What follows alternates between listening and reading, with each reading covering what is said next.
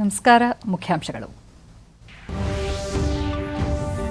ರಾಷ್ಟ್ರೀಯ ಮಾಪನಶಾಸ್ತ್ರ ಸಮಾವೇಶ ಉದ್ದೇಶಿಸಿ ಕೆಲ ಹೊತ್ತಿನಲ್ಲೇ ಪ್ರಧಾನಿ ಭಾಷಣ. ಪರಿಸರ ಮಾನದಂಡ ಪ್ರಯೋಗಾಲಯಕ್ಕೂ ಶಂಕುಸ್ಥಾಪನೆ. ಕೃಷಿ ಕ್ಷೇತ್ರದ ಸಮಸ್ಯೆ ಕುರಿತು ಇಂದು ಸರ್ಕಾರ ರೈತ ಒಕ್ಕೂಟಗಳ 7ನೇ ಸುತ್ತಿನ ಸಭೆ. ಸೌಹಾರ್ದಯುತ ಪರಿಹಾರ ನಿರೀಕ್ಷೆ. ಕೆಂಪೇಗೌಡ ಅಂತಾರಾಷ್ಟ್ರೀಯ ವಿಮಾನ ನಿಲ್ದಾಣದ ಹಾಲ್ಟ್ ರೈಲು ನಿಲ್ದಾಣ ಇಂದಿನಿಂದ ಪ್ರಯಾಣಿಕರ ಸೇವೆಗೆ. ಪಿಯೂಷ್ ಗೋಯಲ್. ಉತ್ತರ ಪ್ರದೇಶದ ಗಾಜಿಯಾಬಾದ್ನಲ್ಲಿ ಕಟ್ಟಡ ಕುಸಿತ. ಮೃತರ ಸಂಖ್ಯೆ 24ಕ್ಕೆ ಏರಿಕೆ. ಘಟನೆಗೆ ಸಂಬಂಧಿಸಿದಂತೆ 3 ಬಂಧನ. ವಾರ್ತೆಗಳ ವಿವರ. ರಾಷ್ಟ್ರೀಯ ಮಾಪನಶಾಸ್ತ್ರ ಸಮಾವೇಶ ಉದ್ದೇಶಿಸಿ ಪ್ರಧಾನಿ ನರೇಂದ್ರ ಮೋದಿ ಇನ್ನು ಕೆಲ ಹೊತ್ತಿನಲ್ಲೇ ವಿಡಿಯೋ ಕಾನ್ಫರೆನ್ಸ್ ಮೂಲಕ ಉದ್ಘಾಟನಾ ಭಾಷಣ ಮಾಡಲಿದ್ದಾರೆ. ಇದೇ ವೇಳೆ ಅವರು ರಾಷ್ಟ್ರೀಯ ಪರಮಾಣು ಕಾಲ ಮಾಪಕ ಮತ್ತು ಭಾರತೀಯ ನಿರ್ದೇಶಕ ದ್ರವ್ಯ ರಾಷ್ಟ್ರಕ್ಕೆ ಸಮರ್ಪಿಸಲಿದ್ದಾರೆ. ಅಲ್ಲದೆ ರಾಷ್ಟ್ರೀಯ ಪರಿಸರ ಮಾನದಂಡ ಪ್ರಯೋಗಾಲಯದ ಸ್ಥಾಪನೆಗೂ ಶಂಕುಸ್ಥಾಪನೆ ನೆರವೇರಿಸುವರು. ಕೇಂದ್ರ ಆರೋಗ್ಯ ಸಚಿವ ಡಾ ಹರ್ಷವರ್ಧನ್ ಈ ಸಂದರ್ಭದಲ್ಲಿ ಉಪಸ್ಥಿತರಿರುವರು. ರಾಷ್ಟ್ರೀಯ ಪರಮಾಣು ಕಾಲ ಮಾಪಕದಿಂದ 2.8 ನ್ಯಾನೋ ಸೆಕೆಂಡ್ಗಳ ಖಚಿತತೆಯೊಂದಿಗೆ ಭಾರತೀಯ ಕಾಲಮಾನ ಸೃಷ್ಟಿಯಾಗಲಿದೆ. ಅದೇ ರೀತಿ ಭಾರತೀಯ ನಿರ್ದೇಶಕ ದ್ರವ್ಯ ಇದು ಅಂತಾರಾಷ್ಟ್ರೀಯ ಮಾನದಂಡಕ್ಕೆ ಅನುಗುಣವಾಗಿ ಗುಣಮಟ್ಟ ಖಾತರಿಗೆ ಪ್ರಯೋಗಾಲಯದಲ್ಲಿ ಪರೀಕ್ಷೆ ಮತ್ತು ಮಾಪನಾಂಕ ನಿರ್ಣಯ ಕೈಗೊಳ್ಳಲು ನೆರವಾಗಲಿದೆ. ರಾಷ್ಟ್ರೀಯ ಪರಿಸರ ಮಾನದಂಡ ಪ್ರಯೋಗಾಲಯವು ಸೂಕ್ತ ವಾಯು ಮತ್ತು ಕೈಗಾರಿಕಾ ಮಾಲಿನ್ಯ ನಿಗಾ ಸಾಧನಕ್ಕೆ ಪ್ರಮಾಣೀಕರಣದಲ್ಲಿ ಸ್ವಾವಲಂಬನೆ ಸಾಧಿಸಲು ನೆರವಾಗಲಿದೆ. ಈಗ ಈ ಕಾರ್ಯಕ್ರಮದ ನೇರ ಪ್ರಸಾರ. May I now request the Honorable Prime Minister to unveil the 75th commemoration plaque depicting the IST and BND network across the country to further spirit of Atmanirbhar Bharat in every sector.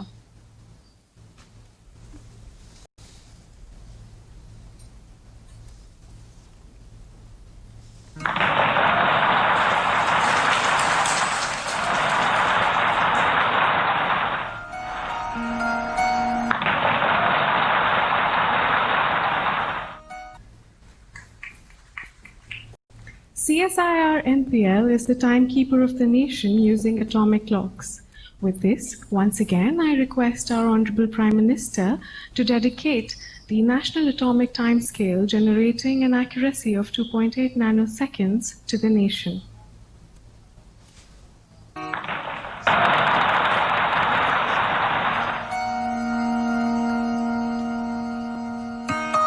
ರಾಷ್ಟ್ರೀಯ ಮಾಪನಶಾಸ್ತ್ರ ಸಮಾವೇಶಕ್ಕೆ ಇದೀಗ ಪ್ರಧಾನಿ ಚಾಲನೆ ನೀಡಿದರು.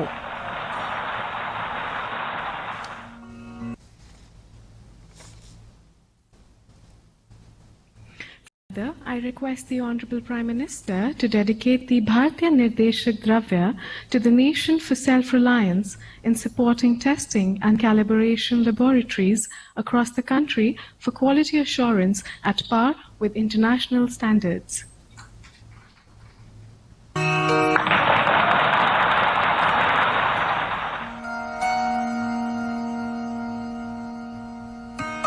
ಇದೇ ವೇಳೆ ಅವರು ರಾಷ್ಟ್ರೀಯ ಪರಮಾಣು ಕಾಲ ಮಾಪಕ ಮತ್ತು ಭಾರತೀಯ ನಿರ್ದೇಶಕ ದ್ರವ್ಯವನ್ನು ರಾಷ್ಟ್ರಕ್ಕೆ ಸಮರ್ಪಿಸಿದರು.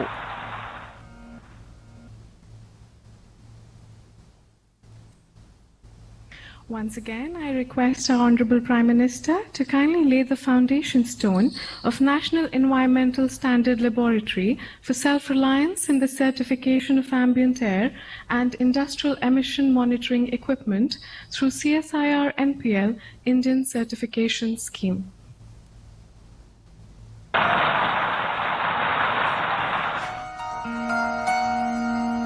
ರಾಷ್ಟ್ರೀಯ ಪರಿಸರ ಮಾನದಂಡ ಪ್ರಯೋಗಾಲಯದ ಶಂಕುಸ್ಥಾಪನೆಯನ್ನು ಪ್ರಧಾನಿ ನೆರವೇರಿಸಿದರು.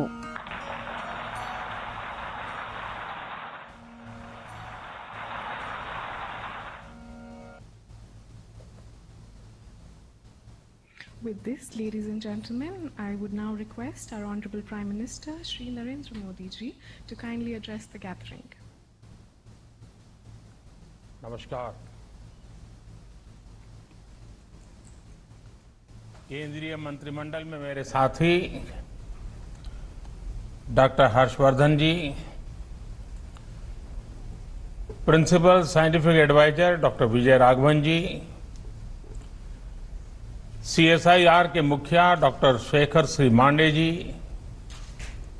विज्ञान जगत के अन्य सभी महानुभाव, देवी और सज्जनों, नेशनल फिजिकल लेबोरेटरी की प्लैटिनम जुबिली समारोह की आप सभी को बहुत बहुत बधाई। आज हमारे वैज्ञानिक नेशनल एटॉमिक टाइम स्केल और भारतीय निर्देशक द्रव्य प्रणाली राष्ट्र को समर्पित कर रहे हैं और साथ ही देश की पहली नेशनल एनवायरमेंटल स्टैंडर्ड लेबोरेटरी का शिलान्यास भी हुआ है। नए दशक में ये शुभारंभ देश का गौरव बढ़ाने वाले हैं। साथियों, नया साल अपने साथ एक और बड़ी उपलब्धि लेकर आया है। भारत के वैज्ञानिकों ने एक नहीं दो made in India Covid vaccine विकसित करने में सफलता पाई है। भारत में दुनिया का सबसे बड़ा कोविड वैक्सीन प्रोग्राम भी शुरू होने जा रहा है। इसके लिए देश को अपने वैज्ञानिकों के योगदान पर बहुत गर्व है। ದೆಹಲಿಯಲ್ಲಿ ಇಂದು ಪ್ರತಿಭಟನಾ ನಿರತ ರೈತ ಸಂಘಟನೆಗಳ ಪ್ರತಿನಿಧಿಗಳು ಹಾಗೂ ಕೇಂದ್ರ ಸರ್ಕಾರದ ನಡುವೆ 7ನೇ ಸುತ್ತಿನ ಸಭೆ ನಡೆಯಲಿದೆ. ಕಳೆದ ಡಿಸೆಂಬರ್ 30ರಂದು ನಡೆದ 6ನೇ ಸುತ್ತಿನ ಮಾತುಕತೆಯಲ್ಲಿ ಕೇಂದ್ರ ಕೃಷಿ ಸಚಿವ ನರೇಂದ್ರ ಸಿಂಗ್ ತೋಮರ್ ರೈತರು ಎದುರಿಸುತ್ತಿರುವ ಸಮಸ್ಯೆಗಳನ್ನು ಪರಿಹರಿಸಲು ಸರ್ಕಾರ ಬದ್ಧವಾಗಿದೆ ಎಂದು ರೈತ ಮುಖಂಡರಿಗೆ ಭರವಸೆ ನೀಡಿದ್ದರು. ಸಮಸ್ಯೆಗಳಿಗೆ ಒಮ್ಮತದ ಪರಿಹಾರ ಕಂಡುಕೊಳ್ಳಲು ಎರಡೂ ಕಡೆ ಹೆಜ್ಜೆ ಮುಂದಿರಿಸಬೇಕಾದ ಅಗತ್ಯವನ್ನು ಸಚಿವರು ಒತ್ತಿ ಹೇಳಿದ್ದರು. ಕಳೆದ ಸಭೆಯಲ್ಲಿ ರೈತರು ಪ್ರಸ್ತಾಪಿಸಿದ್ದ 4 ಅಂಶಗಳ ಪೈಕಿ 2 ಅಂಶಗಳ ಬಗ್ಗೆ ಒಮ್ಮತಕ್ಕೆ ಬರಲಾಗಿತ್ತು ಎಂದು ಅವರು ಹೇಳಿದ್ದಾರೆ. ಮೊದಲನೇ ವಿಷಯ ಪರಿಸರಕ್ಕೆ ಸಂಬಂಧಿಸಿದ ಸುಗ್ರೀವಾಜ್ಞೆ, ಎರಡನೆಯದು ವಿದ್ಯುತ್ ಶಕ್ತಿ ಕಾಯ್ದೆಗೆ ಸಂಬಂಧಿಸಿದ್ದಾಗಿದೆ ಎಂದು ಸಚಿವರು ತಿಳಿಸಿದ್ದಾರೆ. ಕನಿಷ್ಠ ಬೆಂಬಲ ಬೆಲೆ ಹಾಗೂ ಮಂಡಿ ವ್ಯವಸ್ಥೆ ಈ ಹಿಂದಿನಂತೆ ಮುಂದುವರಿಯಲಿದೆ ಎಂದು ರೈತ ಸಂಘಟನೆಗಳಿಗೆ ಭರವಸೆ ನೀಡಿದ್ದ ಸಚಿವ ತೋಮರ್ ತಮ್ಮ ಪ್ರಸ್ತಾವನೆಗಳನ್ನು ಸಲ್ಲಿಸಿದರೆ ಸರ್ಕಾರ ಅವುಗಳ ಅಧ್ಯಯನ ನಡೆಸಿ ಚರ್ಚಿಸಲಿದೆ ಎಂದು ಮನವಿ ಮಾಡಿದ್ದರು. ಕೃಷಿ ಖಾತೆ ರಾಜ್ಯ ಸಚಿವ ಕೈಲಾಸ್ ಚೌಧರಿ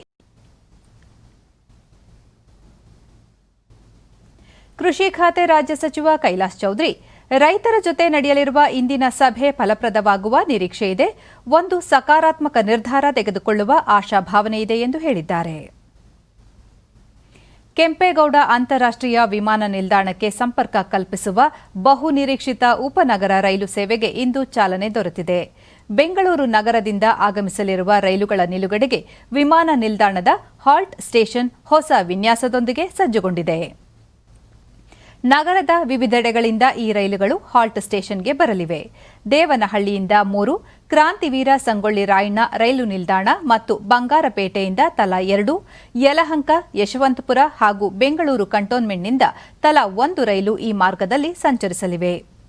ಪ್ರಾರಂಭಿಕ ಹಂತದಲ್ಲಿ ಒಟ್ಟು 10 ರೈಲುಗಳನ್ನು ಓಡಿಸಲು ನಿರ್ಧರಿಸಲಾಗಿದ್ದು, ಪ್ರಯಾಣಿಕರ ಪ್ರತಿಕ್ರಿಯೆ ಆಧರಿಸಿ ರೈಲುಗಳ ಸಂಖ್ಯೆಯಲ್ಲಿ ಹೆಚ್ಚಳ ಮಾಡಲು ನೈಋತ್ಯ ರೈಲ್ವೆ ವಲಯ ನಿರ್ಧರಿಸಿದೆ. ಪ್ರಾರಂಭದಲ್ಲಿ ಎಲ್ಲ ನಿಲ್ದಾಣಗಳಲ್ಲಿ ರೈಲುಗಳು ನಿಲುಗಡೆಯಾಗಲಿದ್ದು, ಪ್ರಯಾಣಿಕರ ಸಂಖ್ಯೆ ಹೆಚ್ಚಾದಂತೆ ಸೇವೆ ಒದಗಿಸಲು ರೈಲ್ವೆ ಇಲಾಖೆ ಮುಂದಾಗಿದೆ. ನೈಋತ್ಯ ರೈಲ್ವೆ ಮುಖ್ಯ ಸಾರ್ವಜನಿಕ ಸಂಪರ್ಕಾಧಿಕಾರಿ ಇ ವಿಜಯ, ದೇಶಗಳಲ್ಲಿ ಅತಿದೊಡ್ಡ ವಿಮಾನ ನಿಲ್ದಾಣಗಳಲ್ಲಿ ಕೆಂಪೇಗೌಡ ಅಂತಾರಾಷ್ಟ್ರೀಯ ವಿಮಾನ ನಿಲ್ದಾಣ ಒಂದಾಗಿದ್ದು, ಬೆಂಗಳೂರಿನ ಕೇಂದ್ರ ಭಾಗದಿಂದ ಇಲ್ಲಿಗೆ ತಲುಪಲು 2 ತಾಸಿಗೂ ಹೆಚ್ಚಿನ ಸಮಯವಾಗುತ್ತಿತ್ತು. ಇದೀಗ ವಿಮಾನ ನಿಲ್ದಾಣಕ್ಕೆ ಸಂಪರ್ಕ ಕಲ್ಪಿಸುವ ಉಪನಗರ ರೈಲು ಸೇವೆಯಿಂದ ಪ್ರಯಾಣಿಕರಿಗೆ ಸಾಕಷ್ಟು ಅನುಕೂಲವಾಗಲಿದೆ ಎಂದು ತಿಳಿಸಿದರು. ಈ ಉಪನಗರ ರೈಲು ಸೇವೆ ಆರಂಭಗೊಳ್ಳುತ್ತಿರುವುದಕ್ಕೆ ಕೇಂದ್ರ ರೈಲ್ವೆ ಸಚಿವ ಪಿಯೂಷ್ ಗೋಯಲ್ ಹರ್ಷ ವ್ಯಕ್ತಪಡಿಸಿದ್ದಾರೆ. ಕೆಂಪೇಗೌಡ ಅಂತಾರಾಷ್ಟ್ರೀಯ ವಿಮಾನ ನಿಲ್ದಾಣಕ್ಕೆ ಸಂಪರ್ಕ ಕಲ್ಪಿಸುವ ಹಾಲ್ಟ್ ರೈಲ್ವೆ ನಿಲ್ದಾಣವು ಇಂದಿನಿಂದ ಪ್ರಯಾಣಿಕರಿಗೆ ಸೇವೆ ಒದಗಿಸಲು ಸಜ್ಜಾಗಿದೆ. ಇದರಿಂದ ಲಕ್ಷಾಂತರ ಜನರಿಗೆ ಪ್ರಯೋಜನವಾಗಲಿದ್ದು ಸಂಚಾರ ದಟ್ಟಣೆಯನ್ನು ಕಡಿಮೆ ಮಾಡುತ್ತದೆ ಎಂದು ಅವರು ಟ್ವೀಟ್ನಲ್ಲಿ ತಿಳಿಸಿದ್ದಾರೆ.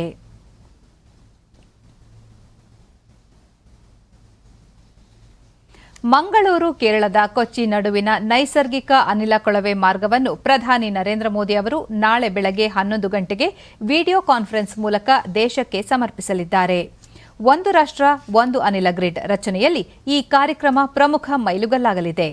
ಸಮಾರಂಭದಲ್ಲಿ ಕೇಂದ್ರ ಪೆಟ್ರೋಲಿಯಂ ಹಾಗೂ ನೈಸರ್ಗಿಕ ಅನಿಲ ಸಚಿವರೊಂದಿಗೆ ಕರ್ನಾಟಕ, ಕೇರಳ ರಾಜ್ಯಗಳ ಮುಖ್ಯಮಂತ್ರಿಗಳು ಭಾಗವಹಿಸಲಿದ್ದಾರೆ. 450 ಕಿಲೋಮೀಟರ್ ಉದ್ದದ ಈ ಅನಿಲ ಕೊಳವೆ ಮಾರ್ಗವನ್ನು ಗೇಲ್ ನಿರ್ಮಿಸಿದ್ದು, ಇದು ಪ್ರತಿನಿತ್ಯ 12 ದಶಲಕ್ಷ ಮೆಟ್ರಿಕ್ ಅನಿಲ ಸಾಗಿಸುವ ಸಾಮರ್ಥ್ಯ ಹೊಂದಿದೆ. ಕೇರಳದ ಕೊಚ್ಚಿಯ ಧ್ರುವೀಕೃತ ನೈಸರ್ಗಿಕ ಅನಿಲ ಮರು ಹೊಂದಾಣಿಕೆ ಟರ್ಮಿನಲ್ನಿಂದ ದಕ್ಷಿಣ ಕನ್ನಡದ ಮಂಗಳೂರಿಗೆ ನೈಸರ್ಗಿಕ ಅನಿಲವನ್ನು ಸಾಗಿಸಲಿದೆ. ಈ ಯೋಜನೆಯ ವೆಚ್ಚ 3,000 ಕೋಟಿ ರೂಪಾಯಿಗಳಾಗಿವೆ.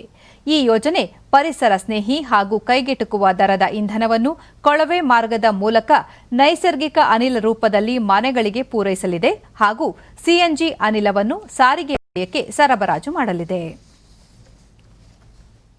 ಮುಂಬರುವ ತಾಲೂಕು ಮತ್ತು ಜಿಲ್ಲಾ ಪಂಚಾಯಿತಿ ಚುನಾವಣೆಯಲ್ಲಿ ಹೆಚ್ಚು ಸ್ಥಾನಗಳನ್ನು ಗೆಲ್ಲುವ ನಿಟ್ಟಿನಲ್ಲಿ ಇದೇ ತಿಂಗಳ 11, 12 ಮತ್ತು 13ರಂದು ರಾಜ್ಯದಲ್ಲಿ 5 ತಂಡಗಳಲ್ಲಿ ಬಿಜೆಪಿ ಜನಸೇವಕ ಸಮಾವೇಶ ನಡೆಸಲು ನಿರ್ಧರಿಸಲಾಗಿದೆ.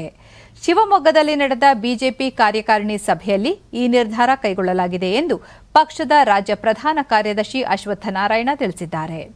ರಾಜ್ಯದ ರೈತ ಮುಖಂಡರು ಮತ್ತು ಮುಖ್ಯಮಂತ್ರಿ ಬಿಎಸ್ ಯಡಿಯೂರಪ್ಪ ಈ ಸಮಾವೇಶಕ್ಕೆ ಚಾಲನೆ ನೀಡಲಿದ್ದು, ಬಿಜೆಪಿ ರಾಜ್ಯಾಧ್ಯಕ್ಷ ನಳಿನ್ ಕುಮಾರ್ ಕಟೀಲ್ ಸೇರಿದಂತೆ ಅನೇಕ ಮುಖಂಡರು ಭಾಗವಹಿಸಲಿದ್ದಾರೆ ಎಂದು ಅವರು ಮಾಹಿತಿ ನೀಡಿದರು. ಪ್ರತಿದಿನ 2 ಸಮಾವೇಶಗಳು ನಡೆಯಲಿದ್ದು, ಸಂಸದರು, ಶಾಸಕರು, ಗ್ರಾಮ ಪಂಚಾಯಿತಿ, ಪುರಸಭೆ, ನಗರಸಭೆ ಸೇರಿದಂತೆ ಇನ್ನಿತರ ಜನಪ್ರತಿನಿಧಿಗಳು ಹಾಗೂ ಮುಖಂಡರು ಪಾಲ್ಗೊಳ್ಳಲಿದ್ದಾರೆ ಎಂದು ಅವರು ವಿವರ ನೀಡಿದರು. ಕೇಂದ್ರ ಸರ್ಕಾರ ಜಾರಿಗೊಳಿಸಿರುವ ಕೃಷಿ ಸುಧಾರಣಾ ಕಾಯ್ದೆಗಳು ಹಾಗೂ ರಾಜ್ಯ ಸರ್ಕಾರ ಅನುಷ್ಠಾನಕ್ಕೆ ತಂದಿರುವ ಭೂ ಸುಧಾರಣಾ ತಿದ್ದುಪಡಿ ಕುರಿತು ಜನಜಾಗೃತಿ ಮೂಡಿಸಲು ನಿರ್ಧರಿಸಲಾಗಿದೆ. ವಿರೋಧ ಪಕ್ಷಗಳು ರೈತರ ದಾರಿ ತಪ್ಪಿಸುತ್ತಿರುವುದನ್ನು ರಾಜ್ಯ ಕಾರ್ಯಕಾರಿಣಿಯಲ್ಲಿ ಖಂಡಿಸಿ ನಿರ್ಣಯ ಕೈಗೊಳ್ಳಲಾಗಿದೆ ಎಂದು ಹೇಳಿದರು. ಗ್ರಾಮ ಪಂಚಾಯಿತಿ ಚುನಾವಣೆಯಲ್ಲಿ ಬಿಜೆಪಿ ಪಕ್ಷದ ಬೆಂಬಲಿತ ಅಭ್ಯರ್ಥಿಗಳು ಹೆಚ್ಚಿನ ಸಂಖ್ಯೆಯಲ್ಲಿ ಗೆಲುವು ಸಾಧಿಸಿದ್ದು, ಮುಂಬರುವ ತಾಲೂಕು, ಜಿಲ್ಲಾ ಪಂಚಾಯಿತಿ ಚುನಾವಣೆಯಲ್ಲೂ ಉತ್ತಮ ಸಾಧನೆ ಮಾಡುವ ಉದ್ದೇಶ ಹೊಂದಲಾಗಿದೆ ಎಂದು ಅಶ್ವತ್ಥನಾರಾಯಣ ತಿಳಿಸಿದರು. ದೇಶದಲ್ಲಿ ಕೋವಿಡ್-19 ಸೋಂಕು ಪ್ರಕರಣಗಳಲ್ಲಿ ಗಣನೀಯ ಇಳಿಕೆ ಕಂಡುಬಂದಿದೆ. ಕಳೆದ 24 ಗಂಟೆಗಳಲ್ಲಿ ಹೊಸದಾಗಿ 16,505 ಕೊರೋನಾ ಪ್ರಕರಣಗಳು ದೃಢಪಟ್ಟಿವೆ. ಇದರೊಂದಿಗೆ ಕೋವಿಡ್-19 ಸೋಂಕಿತ ಪ್ರಕರಣಗಳ ಒಟ್ಟು ಸಂಖ್ಯೆ 1,40,40,470ಕ್ಕೆ ಏರಿಕೆಯಾಗಿದೆ. ದೇಶದಲ್ಲಿ ಒಟ್ಟು 2,43,953 ಸಕ್ರಿಯ ಪ್ರಕರಣಗಳಿದ್ದು, ಈ ಪ್ರಮಾಣ ಶೇಕಡಾ 2.36ಕ್ಕೆ ಇಳಿಕೆಯಾಗಿದೆ. ಒಟ್ಟು 99,46,867 ಮಂದಿ ಗುಣಮುಖರಾಗಿದ್ದು, ಚೇತರಿಕೆ ದರ ಶೇಕಡಾ 96.19ರಲ್ಲಿದೆ. ದೇಶದಲ್ಲಿ ಈವರೆಗೆ 1,49,649 ಮಂದಿ ಸಾವನ್ನಪ್ಪಿದ್ದು, ಮರಣ ಪ್ರಮಾಣ ಶೇಕಡಾ 1.45ರಷ್ಟಿದೆ.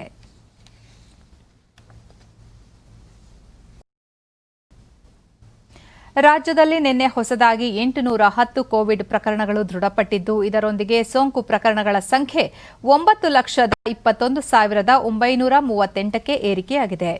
ನಿನ್ನೆ 743 ಮಂದಿ ಆಸ್ಪತ್ರೆಯಿಂದ ಬಿಡುಗಡೆಯಾಗಿದ್ದು, ಇದುವರೆಗೂ ಗುಣಮುಖರಾದವರ ಸಂಖ್ಯೆ ಒಟ್ಟು 8,98,919ಕ್ಕೆ ತಲುಪಿದೆ. ನಿನ್ನೆ 8 ಮಂದಿ ಸಾವನ್ನಪ್ಪಿದ್ದು, ಮೃತಪಟ್ಟವರ ಸಂಖ್ಯೆ 12,107ಕ್ಕೆ ಏರಿಕೆಯಾಗಿದೆ. ಸದ್ಯ ರಾಜ್ಯದಲ್ಲಿ 10,893 ಸಕ್ರಿಯ ಪ್ರಕರಣಗಳಿವೆ. 186 ಮಂದಿ ರಾಜ್ಯದ ವಿವಿಧ ಆಸ್ಪತ್ರೆಗಳಲ್ಲಿ ತೀವ್ರ ನಿಗಾ ಘಟಕದಲ್ಲಿ ಚಿಕಿತ್ಸೆ ಪಡೆಯುತ್ತಿದ್ದಾರೆ. ನಿನ್ನೆ 1,21,897 ಮಾದರಿ ಪರೀಕ್ಷೆ ನಡೆಸಿದ್ದು, ಇದುವರೆಗೂ 1,41,96,065 ಮಂದಿಗೆ ಕೊರೋನಾ ಪರೀಕ್ಷೆ ನಡೆಸಲಾಗಿದೆ ಎಂದು ಆರೋಗ್ಯ ಮತ್ತು ಕುಟುಂಬ ಕಲ್ಯಾಣ ಇಲಾಖೆ ತಿಳಿಸಿದೆ. ಬೆಂಗಳೂರಿನಲ್ಲಿ ನಿನ್ನೆ 464 ಮಂದಿಗೆ ಸೋಂಕು ತಗುಲಿದ್ದು ಒಟ್ಟು ಸೋಂಕು ಪ್ರಕರಣಗಳ ಸಂಖ್ಯೆ 3,89,657ಕ್ಕೆ ಏರಿಕೆಯಾಗಿದೆ. ನಿನ್ನೆ 302 ಮಂದಿ ಆಸ್ಪತ್ರೆಯಿಂದ ಬಿಡುಗಡೆಯಾಗಿದ್ದು ಇದುವರೆಗೂ ಗುಣಮುಖರಾದವರ ಸಂಖ್ಯೆ 3,78,208ಕ್ಕೆ ಏರಿಕೆಯಾಗಿದೆ. ಸದ್ಯ 7,122 ಸಕ್ರಿಯ ಪ್ರಕರಣಗಳಿವೆ. ಬೆಂಗಳೂರಿನಲ್ಲಿ 4 ಮೃತಪಟ್ಟಿರುವುದು ಸೇರಿದಂತೆ ಒಟ್ಟು 4,326 ಮಂದಿ ಸಾವನ್ನಪ್ಪಿದ್ದಾರೆ. ರಾಯಚೂರಿನಲ್ಲಿ ನಿನ್ನೆ ಯಾವುದೇ ಸೋಂಕು ಪ್ರಕರಣ ದಾಖಲಾಗಿಲ್ಲ. ಉಳಿದಂತೆ ವಿವಿಧ ಜಿಲ್ಲೆಗಳಲ್ಲಿ ವರದಿಯಾಗಿರುವ ಪ್ರಕರಣಗಳ ವಿವರ ಹೀಗಿದೆ.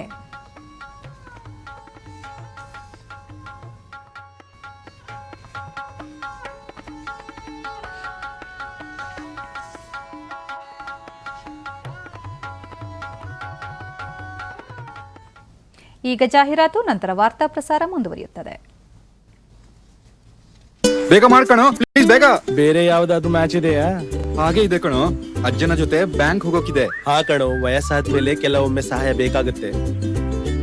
ಆದ್ರೆ ಬ್ಯಾಂಕಿಂಗ್ ಬೇಡ. ಅದೇ ತರ RBI ಹೇಳ್ತಾ ಇದೆ, ಸೀನಿಯರ್ ಸಿಟಿಸನ್ಸ್ ಎಲ್ಲಕ್ಕಿಂತ ಮೊದಲು. ನಿಮ್ಮ ವಯಸ್ಸು 70ಕ್ಕಿಂತ ಹೆಚ್ಚಿದ್ರೆ ಮತ್ತು ನಿಮಗೆ ಬ್ಯಾಂಕಿಗೆ ಹೋಗಲು ಆಗದಿದ್ರೆ ಬ್ಯಾಂಕೇ ನಿಮ್ಮ ಹತ್ತಿರ ಬರುತ್ತೆ. ಅದು ಅಗತ್ಯ ಸೇವೆಗಳಿರುತ್ತೆ ಮತ್ತು ಮಿತ ಬೆಲೆಯಲ್ಲಿ. ಸೀನಿಯರ್ ಎಲ್ಲಕ್ಕಿಂತ ಮೊದಲು. RBI ಹೇಳ್ತಾ ಇದೆ, ಜಾಣರಾಗಿರಿ, ಜಾಗರೂಕರಾಗಿರಿ.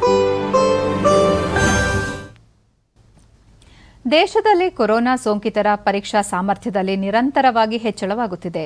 ದೇಶಾದ್ಯಂತ ಇದುವರೆಗೆ ಒಟ್ಟು 17,56,35,761 ಕೋವಿಡ್-19 ಮಾದರಿಗಳ ಪರೀಕ್ಷೆ ನಡೆಸಲಾಗಿದೆ. ಈ ಪೈಕಿ ನಿನ್ನೆ ಒಂದೇ ದಿನ 7,35,978 ಮಾದರಿಗಳ ಪರೀಕ್ಷೆ ಮಾಡಲಾಗಿದೆ ಎಂದು ಭಾರತೀಯ ವೈದ್ಯಕೀಯ ಸಂಶೋಧನಾ ಸಂಸ್ಥೆ ICMR ತಿಳಿಸಿದೆ.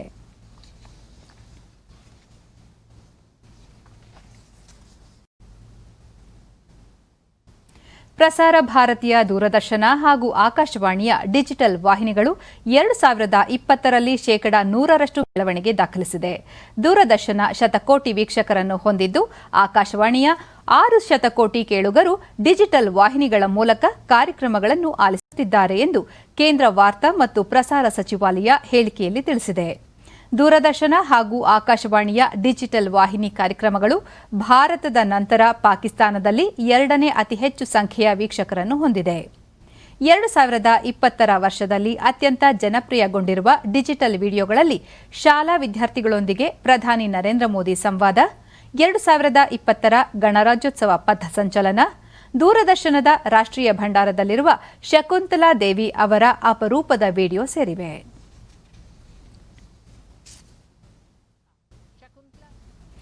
ರಾಮನಗರ ಜಿಲ್ಲೆ ರೇಷ್ಮೆ, ಹಾಲು, ಮಾವು ಉತ್ಪಾದನೆಯಲ್ಲಿ ತನ್ನದೇ ಆದ ಸ್ಥಾನ ಪಡೆದಿದೆ. ಈ ಬಾರಿ ಇಲ್ಲಿನ ಮಾವಿನ ಮರಗಳಲ್ಲಿ ಅಧಿಕ ಹೂಗಳು ಬೆಳೆದು ರೈತರ ಮುಖದಲ್ಲಿ ಮಂದಹಾಸ ಮೂಡಿದೆ. ಈ ವರ್ಷ 15%ಕ್ಕೂ ಹೆಚ್ಚು ಮಾವಿನ ಹೂವು ಕಾಣಿಸುತ್ತಿದ್ದು, ಉತ್ತಮ ಮಳೆ ಇದಕ್ಕೆ ಕಾರಣವಾಗಿದೆ. ಕಳೆದ ಬಾರಿ ನಾನಾ ಕಾರಣಗಳಿಂದ ನಷ್ಟ ಅನುಭವಿಸಿದ್ದ ರೈತರು ಈ ಬಾರಿ ಅಧಿಕ ಇಳುವರಿ ಹಾಗೂ ಲಾಭದ ನಿರೀಕ್ಷೆಯಲ್ಲಿದ್ದಾರೆ.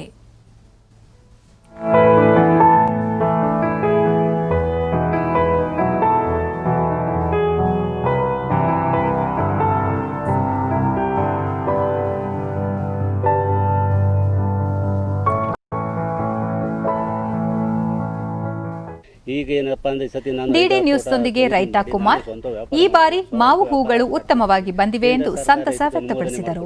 ನಾವು ಬೆಳೆದಂಥ ಬೆಳೆಗಳನ್ನು ನಾವು ಎಲ್ಲಿ ಬೇಕಾದ್ರೂ ಮಾರಾಟ ಮಾಡಬಹುದು. ಅದರಿಂದ ನಾನು ಈಗ ಚನ್ನಪಟ್ಟಣ ಬೈರಪಟ್ಟಣದಲ್ಲಿ ಒಂದು ಶೀತಲೀಕರಣ ಅನ್ನು ಸರ್ಕಾರ ಸ್ಥಾಪನೆ ಮಾಡಲು ಉದ್ದೇಶ ಮಾಡಿದೆ. ಅದಕ್ಕೋಸ್ಕರ ನಾವು ಬೆಳೆದಂಥ ಬೆಳೆಗೆ ಉತ್ತಮವಾದ ಬೆಳೆ ಸಿಗುವ ನಿರೀಕ್ಷೆಯಲ್ಲಿದ್ದೀವಿ. ಲೇಟ್ ಆಗಿ ರೈತ ಸಿದ್ದಲಿಂಗಯ್ಯ, ಕಳೆದ ಬಾರಿ ಮಾವು ಬೆಳೆಗಾರರಿಗೆ ನಷ್ಟವಾಗಿತ್ತು. ಈ ಬಾರಿ ಉತ್ತಮ ಇಳುವರಿಯ ಸಾಧ್ಯತೆ ಇದ್ದು, ಜತೆಗೆ ಕೇಂದ್ರ ಸರ್ಕಾರ ನೇರ ಮಾರುಕಟ್ಟೆಗೆ ಅವಕಾಶ ಕಲ್ಪಿಸಿರುವುದು ಲಾಭದಾಯಕ ಎಂದರು. ಒಳ್ಳೆ ರೀತಿಯಲ್ಲಿ ವ್ಯವಸಾಯ ಮಾಡಿ ಉಳುಮೆ ಗೊಬ್ಬರ ಹಾಕಿ ತೋಟಗಳನ್ನ ಹೂವು ಚೆನ್ನಾಗಿ ಬರೋ ಥರದಲ್ಲಿ ಔಷಧಿಯನ್ನು ಸಿಂಪಡಿಸಿ ಇದನ್ನೆಲ್ಲನೂ ಒಂದು ಅಚ್ಚುಕಟ್ಟಾಗಿ ಮಾಡಿದ್ದೀವಿ. ಸುಮಾರು 55. ರಾಮನಗರ ಜಿಲ್ಲೆಯ ತೋಟಗಾರಿಕಾ ಇಲಾಖೆ ಉಪನಿರ್ದೇಶಕ ಎನ್ ಮುನ್ನೇಗೌಡ, ನೀಲಂ, ತೋತಾಪುರಿ, ಬಾದಾಮಿ ಸೇರಿದಂತೆ ನಾನಾ ತಳಿಯ ಮಾವುಗಳನ್ನು ಈ ಪ್ರದೇಶದಲ್ಲಿ ಬೆಳೆಯಲಿದ್ದು, ಹೂ ಬಿಡುವ ಹಂತದಲ್ಲಿ ಅವುಗಳ ಆರೈಕೆ, ಸಂರಕ್ಷಣೆ ಕುರಿತು ಮಾವು ಅಭಿವೃದ್ಧಿ ಮಂಡಳಿಯಿಂದ ರೈತರಿಗೆ ಮಾಹಿತಿ ನೀಡಲಾಗುತ್ತಿದೆ ಎಂದು ಹೇಳಿದರು. ಮತ್ತು ಈಗ ತಡವಾಗಿ ಬಿಡ್ತಕ್ಕಂಥ ತಳಿಗಳಾದಂಥ ನೀಲಮ್ಮು ಮತ್ತು ತೋತಾಪುರಿ ಮೊದಲಾದ ತಳಿಗಳು ಇನ್ನೂ ಕೂಡ ಹೂ ಬಿಡೋ ಹಂತದಲ್ಲಿದ್ದಾವೆ. ನಾವು ಮುಂಜಾಗ್ರತೆ ಕ್ರಮಗಳನ್ನ ಇಲಾಖೆ ವತಿಯಿಂದ ಸಾಕಷ್ಟು ಜನ ರೈತರಿಗೆ ಅರಿವು ಮೂಡಿಸಿದ್ವಿ ಮತ್ತು ಪಾಂಪ್ಲೆಟ್ ಮತ್ತು ಇತರ ಮುಖಾಂತರ ಈಗಾಗಲೇ ಅವರಿಗೆ ತಿಳಿವಳಿಕೆ ನೀಡಿದ್ವಿ. ಮಾವು ಅಭಿವೃದ್ಧಿ ಮಂಡಳಿ ವತಿಯಿಂದ ಕೂಡ ಈಗಾಗಲೇ ತಾಂತ್ರಿಕ ಸಮಿತಿ ಮಾಡಿ ಆ ಸಮಿತಿನಲ್ಲಿ ಸೂಚಿಸಿರ್ತಕ್ಕಂಥ ಸಸ್ಯ ಸಂರಕ್ಷಣಾ ಔಷಧಿಗಳನ್ನ ಸಿಂಪಡಣೆ ಮಾಡಿ ರೋಗ ಮತ್ತು ಕೀಟಗಳನ್ನ ಹತೋಟಿಗೆ ತರಲಿಕ್ಕೆ ಕೂಡ ನಾವು ಪ್ರಯತ್ನ ಮಾಡಿದ್ದೀವಿ. ನಿರ್ಮಾಣ ಹಂತದ ಕಟ್ಟಡದ ಛಾವಣಿ ಕುಸಿದು ಕನಿಷ್ಠ 24 ಮಂದಿ ಮೃತಪಟ್ಟು ಹಲವರು ಗಾಯಗೊಂಡಿರುವ ಘಟನೆ ಉತ್ತರ ಪ್ರದೇಶದ ಫಾಜಿಯಾಬಾದ್ ಜಿಲ್ಲೆಯ ಮುರಾದಾನಗರ್ನಲ್ಲಿ ನಿನ್ನೆ ನಡೆದಿದೆ. ಚಿತಾಗಾರದಲ್ಲಿ ನಿರ್ಮಾಣ ಹಂತದ ಕಟ್ಟಡದ ಛಾವಣಿ ಕುಸಿದು ಈ ದುರಂತ ಸಂಭವಿಸಿದ್ದು, ರಕ್ಷಣಾ ಕಾರ್ಯಾಚರಣೆ ನಡೆಸಿ ಗಾಯಗೊಂಡವರನ್ನು ಸಮೀಪದ ಆಸ್ಪತ್ರೆಗಳಿಗೆ ದಾಖಲಿಸಲಾಗಿದೆ.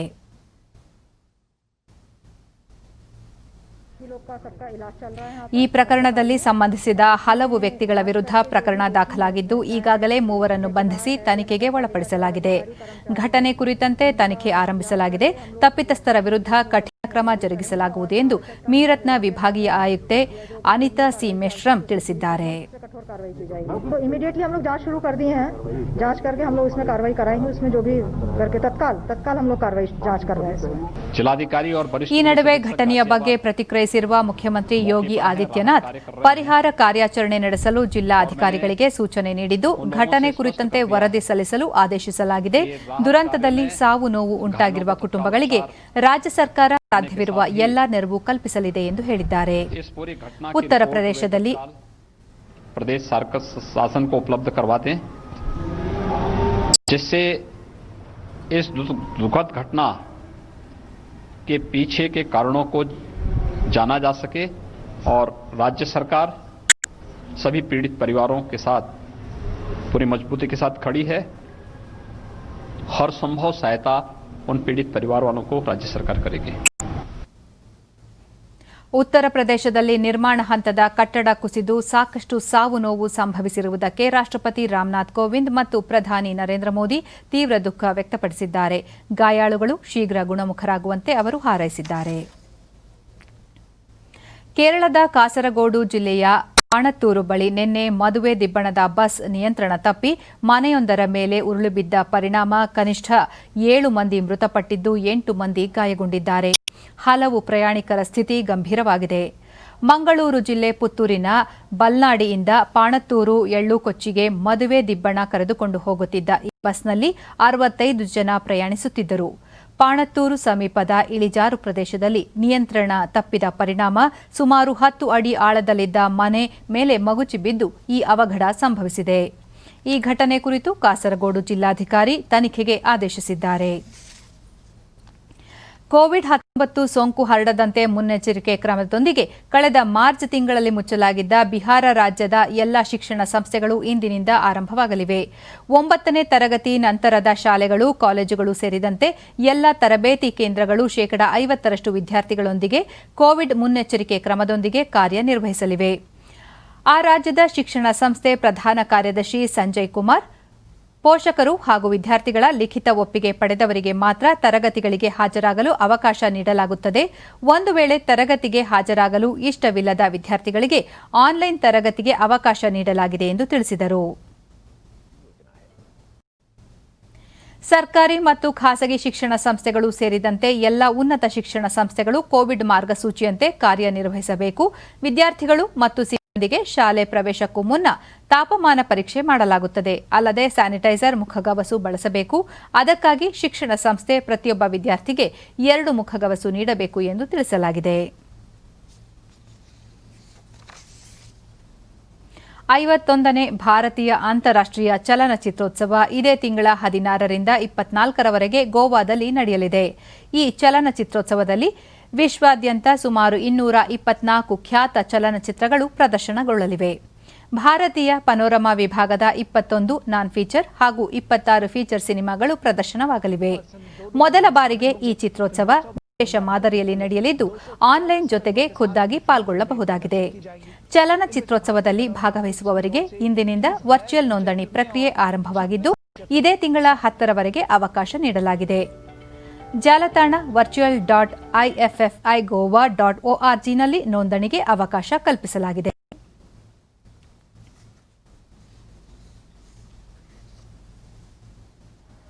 ಉತ್ತರ ಭಾರತದ ಕೆಲ ರಾಜ್ಯಗಳಲ್ಲಿ ಶೀತಗಾಳಿ ಮುಂದುವರೆದಿದ್ದು ಹಗುರವಾದ ಮಳೆಯಾಗುತ್ತಿದೆ. ದೆಹಲಿ, ಉತ್ತರ ಪ್ರದೇಶ, ಹರಿಯಾಣ, ರಾಜಸ್ಥಾನ, ಪಂಜಾಬ್ ಸೇರಿದಂತೆ ಹಲವು ರಾಜ್ಯಗಳಲ್ಲಿ ನಾಳೆಯವರೆಗೂ ಸಾಧಾರಣ ಮಳೆಯಾಗಲಿದೆ ಎಂದು ಹವಾಮಾನ ಇಲಾಖೆ ಮುನ್ಸೂಚನೆ ನೀಡಿದೆ. ವಾಯವ್ಯ ಭಾರತದ ಕೆಲ ಪ್ರದೇಶಗಳಲ್ಲಿ ತೀವ್ರವಾದ ಶೀತಗಾಳಿ ಬೀಸುತ್ತಿದ್ದು ಮುಂದಿನ 24 ಗಂಟೆಯಲ್ಲಿ ವ್ಯಾಪಕ ಮಳೆಯಾಗುವ ಸಾಧ್ಯತೆ ಇದೆ.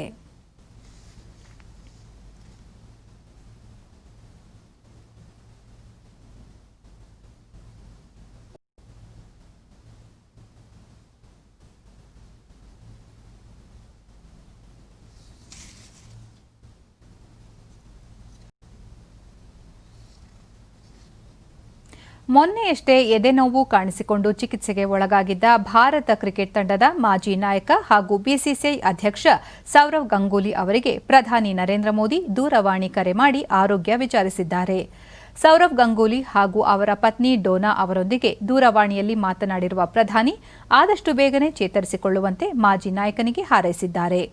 ಕೋಲ್ಕತ್ತಾದ ಖಾಸಗಿ ಆಸ್ಪತ್ರೆಯೊಂದರಲ್ಲಿ ಆಂಜಿಯೋಪ್ಲಾಸ್ಟಿ ಚಿಕಿತ್ಸೆಗೆ ಒಳಗಾಗಿರುವ ಸೌರವ್ ಗಂಗೂಲಿ ಆರೋಗ್ಯ ಸ್ಥಿರವಾಗಿದೆ ಎಂದು ಆಸ್ಪತ್ರೆ ಮೂಲಗಳು ತಿಳಿಸಿವೆ. ಇಂದು ವಿಶ್ವ ಬ್ರೈಲ್ ಲಿಪಿ ಅಥವಾ ವಿಶ್ವ ಅಂಧರ ದಿನ. ಲೂಯಿಸ್ ಬ್ರೈಲ್ ಜನ್ಮದಿನದ ಅಂಗವಾಗಿ ಪ್ರತಿ ವರ್ಷ ಜನವರಿ 4ರಂದು ವಿಶ್ವ ಬ್ರೈಲ್ ಲಿಪಿ ದಿನ ಆಚರಿಸಲಾಗುತ್ತಿದೆ. 1809ನೇ ಸಾಲಿನ ಈ ದಿನ ಲೂಯಿಸ್ ಬ್ರೈಲ್ ಚಿಕ್ಕ ವಯಸ್ಸಿನಲ್ಲೇ ದೃಷ್ಟಿಹೀನರಾಗಿದ್ದರು. ಆದರೆ ವಿದ್ಯಾಭ್ಯಾಸ ಮುಂದುವರೆಸಬೇಕೆಂಬ ಮಹದಾಸೆ ಹೊಂದಿದ್ದ ಅವರು ಅದಕ್ಕಾಗಿ ಲಿಪಿಯೊಂದನ್ನು ಕಂಡುಹಿಡಿದು ಆ ಮೂಲಕ ಕಲಿಕೆ ಪೂರ್ಣಗೊಳಿಸಿದ್ದರು. ಅಂತೆಯೇ ಅವರ ಜನ್ಮದಿನದ ಅಂಗವಾಗಿ ಪ್ರತಿ ವರ್ಷ ಜನವರಿ 4ರಂದು ಬ್ರೈಲ್ ಲಿಪಿ ದಿನ ಆಚರಿಸಿಕೊಂಡು ಬರಲಾಗುತ್ತಿದೆ. ಈ ದಿನ ದೃಷ್ಟಿಹೀನರಿಗೆ ಅವರ ಹಕ್ಕುಗಳನ್ನು ತಿಳಿಸಿಕೊಡುವುದು, ಎಲ್ಲರಂತೆ ಅವರನ್ನು ಸಹ ಸಬಲೀಕರಣಗೊಳಿಸಲು ಹಲವಾರು ರೀತಿಯ ಅರಿವು ಕಾರ್ಯಕ್ರಮಗಳನ್ನು ಹಮ್ಮಿಕೊಳ್ಳಲಾಗುತ್ತದೆ. ಸೆನ್ಸೆಕ್ಸ್ ಮುಂಬೈ ಷೇರು ಮಾರುಕಟ್ಟೆಯ ಷೇರು ಸಂವೇದಿ ಸೂಚ್ಯಂಕ ಸೆನ್ಸೆಕ್ಸ್ ಆರಂಭಿಕ ವಹಿವಾಟಿನಲ್ಲಿ 230 ಅಂಕಗಳ ಇಳಿಕೆಯೊಂದಿಗೆ 48,099ರಲ್ಲಿತ್ತು. ರಾಷ್ಟ್ರೀಯ ಸಂವೇದಿ ಸೂಚ್ಯಂಕ ನಿಫ್ಟಿ ಸಹ 73 ಅಂಕಗಳ ಇಳಿಕೆಯೊಂದಿಗೆ 14,091ರಲ್ಲಿದೆ. ಅಂತಾರಾಷ್ಟ್ರೀಯ ಮಾರುಕಟ್ಟೆಯಲ್ಲಿ ಡಾಲರ್ ಎದುರು ರೂಪಾಯಿ ಮೌಲ್ಯ 20 ಪೈಸೆ ಏರಿಕೆ ನಂತರ ₹72.91ಯಲ್ಲಿದೆ. ಈಗ ಇಂದಿನ ಪತ್ರಿಕೆಗಳ ಇಣುಕು ನೋಟ. ಕೋವಿಶೀಲ್ಡ್, ಕೋವ್ಯಾಕ್ಸಿನ್ ತುರ್ತು ಬಳಕೆಗೆ ಡಿಸಿಜಿಐ ಅನುಮತಿ, 2 ಲಸಿಕೆ ಭಾರತ ಓಕೆ. 35 ದೇಶದಲ್ಲಿ ಕೊರೋನಾ ಲಸಿಕೆ ವಿತರಣೆಯಲ್ಲಿ ಇಸ್ರೇಲ್ ನಂಬರ್ 1. ಒಟ್ಟು ಜನಸಂಖ್ಯೆ ಪೈಕಿ 12% ಮಂದಿಗೆ ಲಸಿಕೆ ನೀಡಿಕೆ. ಬಿಜೆಪಿ ಶಾಸಕರ ಜೊತೆ ಇಂದು ನಾಳೆ ಸಿಎಂ ಸಭೆ, ಶಾಸಕರ ಅಹವಾಲು ಆಲಿಸಿ ಪರಿಹಾರಕ್ಕೆ ಸಿಎಂ ಯತ್ನ.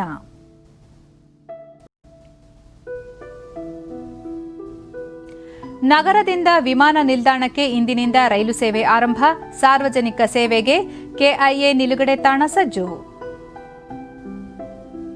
ಐತಿಹಾಸಿಕ ಗೆಲುವಿಗೆ ಭಾರತ ಪಣ, ಸರಣಿ ಗೆಲ್ಲಲು 2 ತಂಡಗಳ ಭಾರೀ ತಾಲೀಮು, ಸಿಡ್ನಿ ಟೆಸ್ಟ್ 2ರಿಂದ. ಇವು ಇಂದಿನ ಪತ್ರಿಕೆಗಳ ಪ್ರಮುಖ ಸುದ್ದಿ. ಉಳಿದಂತೆ ಡಿವಿ ಸದಾನಂದಗೌಡ ದಿಢೀರ್ ಅಸ್ವಸ್ಥ, ಚೇತರಿಕೆ. ದುರ್ಗದ ಆಸ್ಪತ್ರೆಯಲ್ಲಿ ಪ್ರಾಥಮಿಕ ಚಿಕಿತ್ಸೆ, ಝೀರೋ ಟ್ರಾಫಿಕ್ನಲ್ಲಿ ಬೆಂಗಳೂರಿಗೆ ಶಿಫ್ಟ್. ತಂಬಾಕು ಸೇವನೆಗೆ ಕನಿಷ್ಠ ವಯಸ್ಸು 21ಕ್ಕೆ ಏರಿಕೆ, ನಿಯಮ ಮೀರಿದರೆ 2 ವರ್ಷ ಜೈಲು, 1 ಲಕ್ಷ ದಂಡ. ನಿಯೋಜಿತ ಅಧ್ಯಕ್ಷ ಜೋ ಬೈಡನ್ಗೆ ಸೆನೆಟ್ ಸವಾಲು, ಹೊಸದಾಗಿ ಆಯ್ಕೆಯಾದ ಸೆನೆಟರ್ಗಳ ಪ್ರಮಾಣ ಇಂದು. ನಗರದಲ್ಲಿರಲಿದೆ ಸಂಕ್ರಾಂತಿವರೆಗೂ ಚಳಿ, ಉತ್ತರದ ಶೀತಗಾಳಿಯಿಂದ ಉಷ್ಣಾಂಶದಲ್ಲಿ ಇಳಿಕೆ, ಹಿಂಗಾರು ಮಳೆ ಪ್ರಮಾಣದಲ್ಲಿ ಇಳಿಕೆ. ಟಿ20 ಮಹಿಳಾ ಕ್ರಿಕೆಟ್ ಟೂರ್ನಿ ಇಂದಿನಿಂದ. ಕೊನೆಯಲ್ಲಿ ಮತ್ತೊಮ್ಮೆ ಮುಖ್ಯಾಂಶಗಳು. ರಾಷ್ಟ್ರೀಯ ಮಾಪನಶಾಸ್ತ್ರ ಸಮಾವೇಶಕ್ಕೆ ಪ್ರಧಾನಿ ಚಾಲನೆ, ಭಾರತೀಯ ವಿಜ್ಞಾನಿಗಳಿಂದ 2 ಕೋವಿಡ್ ಲಸಿಕೆ ಶೋಧ, ಇಡೀ ರಾಷ್ಟ್ರಕ್ಕೆ ಗೌರವದ ವಿಷಯ ನರೇಂದ್ರ ಮೋದಿ. ಕೃಷಿ ಕ್ಷೇತ್ರದ ಸಮಸ್ಯೆ ಕುರಿತು ಇಂದು ಸರ್ಕಾರ ರೈತ ಒಕ್ಕೂಟಗಳ 7ನೇ ಸುತ್ತಿನ ಸಭೆ, ಸೌಹಾರ್ದಯುತ ಪರಿಹಾರ ನಿರೀಕ್ಷೆ. ಕೆಂಪೇಗೌಡ ಅಂತಾರಾಷ್ಟ್ರೀಯ ವಿಮಾನ ನಿಲ್ದಾಣದ ಹಾಲ್ಟ್ ರೈಲು ನಿಲ್ದಾಣ ಇಂದಿನಿಂದ ಪ್ರಯಾಣಿಕರ ಸೇವೆಗೆ, ಪಿಯೂಷ್ ಗೋಯಲ್. ಉತ್ತರ ಪ್ರದೇಶದ ಗಾಜಿಯಾಬಾದ್ನಲ್ಲಿ ಕಟ್ಟಡ ಕುಸಿತ, ಮೃತರ ಸಂಖ್ಯೆ 24ಕ್ಕೆ ಏರಿಕೆ, ಘಟನೆಗೆ ಸಂಬಂಧಿಸಿದಂತೆ 3 ಬಂಧನ. ವೀಕ್ಷಕರೇ ಗಮನಿಸಿ, ನಮ್ಮ ವಾರ್ತಾ ಪ್ರಸಾರವನ್ನು ನೀವು ಡಿಡಿ ಚಂದನ ನ್ಯೂಸ್ ಯೂಟ್ಯೂಬ್ ಚಾನೆಲ್ನಲ್ಲೂ ವೀಕ್ಷಿಸಬಹುದು. ನಮ್ಮ ಮುಂದಿನ ವಾರ್ತಾ ಪ್ರಸಾರ ಮಧ್ಯಾಹ್ನ 1 ಗಂಟೆಗೆ ಡಿಡಿ ಚಂದನದಲ್ಲಿ. ನಮಸ್ಕಾರ.